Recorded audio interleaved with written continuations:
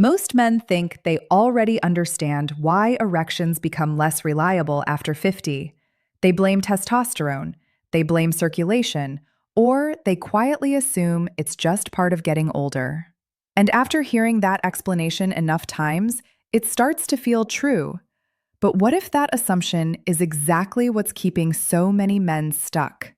Because here's the uncomfortable truth. If you can still get an erection, even briefly, your body hasn't lost the ability. Something else is happening. Something far more specific and, in many cases, completely overlooked. This isn't about your body shutting down. It's about a step in the process that isn't happening the way it used to. And once you understand that step, the entire situation starts to make a lot more sense. Stay with me, because by the end of this, you'll see why so many men have been focusing on the wrong solution and what actually makes a difference. There's a critical distinction that almost no one talks about clearly enough. Some men struggle to get an erection at all. That's one type of issue.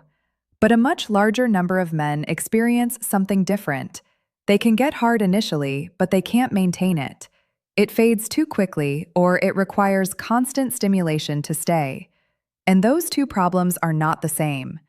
If you can get hard, even for a short time, it means several systems in your body are still working. Blood is flowing, signals are being sent, the initial mechanism is intact. So the question isn't, why can't it start? The real question is, why can't it stay? That's where most advice falls apart. Because instead of addressing what's actually failing, it keeps pushing solutions designed for a completely different problem. To understand this properly, you need to look at how an erection actually works, not in vague terms, but in simple, functional steps. First, blood flows into the erectile tissue. That's the part everyone knows. But here's what most people miss. Getting hard is only half the process. The second half is keeping that blood inside long enough to maintain firmness. If that second part doesn't work efficiently, it doesn't matter how strong the initial response is, the erection will fade. And this is where things get interesting, because the body doesn't just rely on blood flow alone. It relies on a support system that helps regulate pressure and retention. Without that support, the system becomes unstable. Think of it like filling a container. You can pour in as much as you want, but if there's nothing holding it in place, it won't stay full. This is the part that rarely gets explained properly. There are specific muscles in the pelvic region that play a supporting role in maintaining erections. They don't create the erection themselves, but they help stabilize it. When these muscles engage properly, they assist in maintaining pressure and reducing outflow. When they don't, the system becomes less efficient. And here's the key insight. These muscles don't always activate automatically, especially with age. That doesn't mean something is broken. It means the body is no longer doing something it used to do without effort. Over time, if a muscle isn't used or consciously engaged, it becomes less responsive. Not gone, just less active. And that subtle change can have a noticeable effect. This isn't about a sudden decline. It's about gradual changes that add up. As men get older, several things happen simultaneously. Muscle tone decreases slightly. Neuromuscular coordination becomes less automatic. Daily movement patterns become more limited. None of these are dramatic on their own, but together, they create a shift. The body still works, but not as efficiently as before. And when it comes to something as sensitive as maintaining an erection, small inefficiencies become noticeable. So what feels like a major problem is often the result of a small, overlooked change. When something stops working the way it used to, the instinct is to push harder. More stimulation, more focus, more effort. Or, in many cases, external solutions, supplements, medications, devices. And while some of those have their place, they all tend to focus on one thing: increasing input. But if the issue isn't input, that approach only goes so far. If the problem is that something isn't being maintained, then increasing intensity doesn't fix the underlying issue, it just temporarily compensates for it. That's why so many men feel like they're chasing results that don't last. Instead of focusing only on how to increase intensity, it helps to think about stability. Because in many cases, the goal isn't to make the initial response stronger, it's to make it last longer. And that requires a different approach. It means paying attention to the part of the process that happens after the initial response. It means understanding how to support what's already working rather than trying to replace it. That shift in perspective alone can change how you approach the problem. One concept that often gets overlooked is preparation. In almost every physical activity, performance improves when the body is prepared beforehand. Athletes warm up, muscles are activated, systems are primed.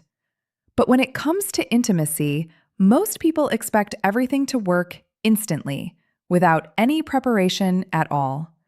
That expectation doesn't always match reality, especially as the body changes. Sometimes, giving the body a moment to prepare can make a noticeable difference in how it responds. Another subtle factor is timing. Trying to fix something in the middle of the moment is very different from preparing for it beforehand. When the body is already under pressure, it's harder to change how it responds.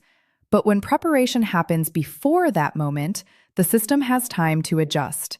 And that adjustment can influence how everything unfolds afterward. Here's something important that often gets overlooked.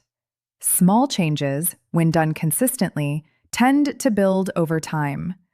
This isn't about instant transformation, it's about gradual improvement. When a muscle becomes more responsive, it starts to engage more naturally.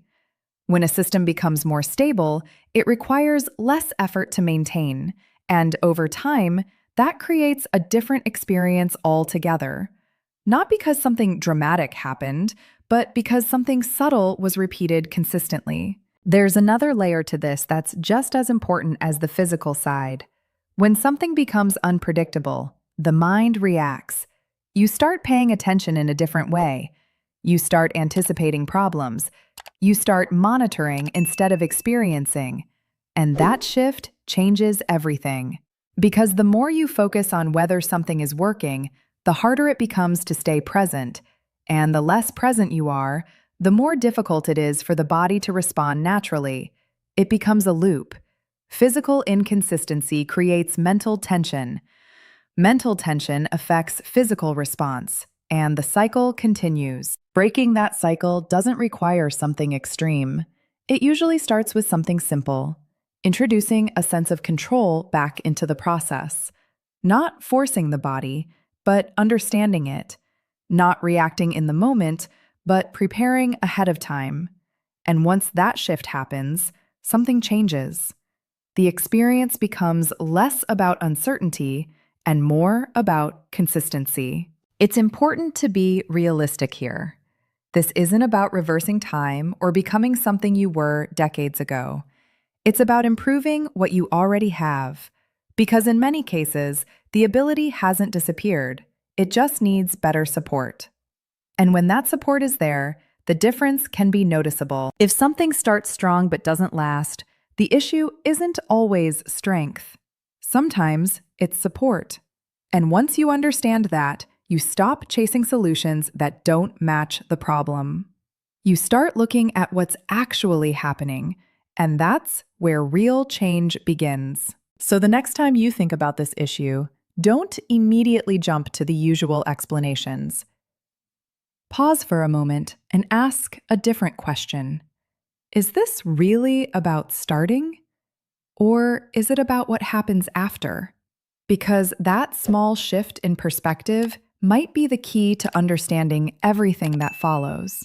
And in the next video, we're going to explore another everyday habit, something even more common, that quietly affects energy, performance, and long-term health without most people ever realizing it.